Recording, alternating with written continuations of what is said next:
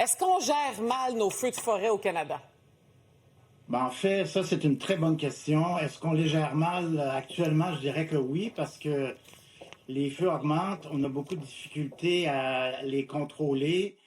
Est-ce qu'on peut faire mieux? Oui, on a commencé à essayer d'acheter plus d'équipements, mais je pense que le responsable, en fait, de l'augmentation, c'est les changements climatiques. Et je trouvais ça quand même un peu drôle de se faire critiquer par les républicains qui sont, en fait, qui ont réduit tous les programmes pour réduire les émissions de CO2 qui contribuent directement à l'augmentation des feux de forêt. Mais juste pour vous dire qu'il y aurait des choses qu'on pourrait faire un peu mieux. On pourrait, par exemple, favoriser plus des espèces feuillues, des essences feuillues dans nos forêts quand on fait du reboisement au lieu de planter seulement des conifères qui, eux, ont tendance à brûler.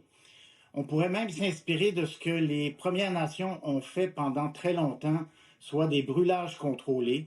Donc, on peut mettre le feu, contrôler ces feux-là, réduire les combustibles.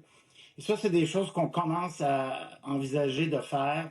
Mais il faut savoir que nos forêts sont immenses. Il y a des endroits au nord où ça brûle. Il n'y a aucun accès par les chemins. Et donc, ça va être très, très difficile, là, je dirais, à court terme, d'avoir un impact positif. OK. Mais quand même, aux États-Unis aussi, il y a une augmentation des feux de forêt. Est-ce qu'eux, ils gèrent mieux leurs feux de forêt, d'après vous? Non, ça, c'est intéressant parce qu'il y a eu il y a une augmentation aux États-Unis, une augmentation partout dans le monde. Et d'ailleurs, les républicains ont tendance à dire que c'est les démocrates qui gèrent moins bien les forêts. Mais en fait, c'est un peu partout, hein. Ça, c'est vrai en Californie, des immenses feux. Vous avez vu les feux à Los Angeles aussi. On a beaucoup de difficultés dans le contexte actuel de réchauffement climatique, d'augmentation des sécheresses, de réduire ou d'avoir un impact positif. Ça va demander des efforts à très long terme. Et peut-être vous mentionnez que je mène actuellement un gros projet pan-canadien pour essayer de voir comment on pourrait modifier nos pratiques de foresterie pour augmenter la résilience des forêts face aux feux, aux sécheresses, aux insectes, aux maladies, pour justement réduire les impacts négatifs. Mais ça va demander un effort très important. J'avais même fait une mention dans une lettre dans la presse que ça va nous demander un genre de plan Marshall pour essayer de réduire ces impacts-là. Oui, parce que vous dites également qu'il faudrait mieux diversifier les écosystèmes, comme vous disiez un peu plus tôt. Là.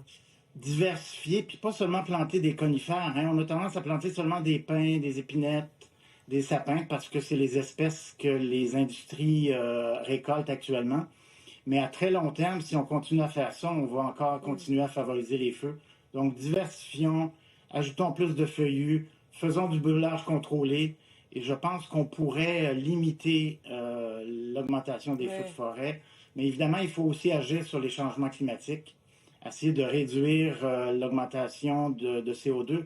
Parce qu'il faut savoir qu'au nord du Canada, le réchauffement ne sera pas de 2 ou 3 degrés, mais plutôt de 6 à 7 degrés en moyenne avec les changements climatiques. Oui, quand même.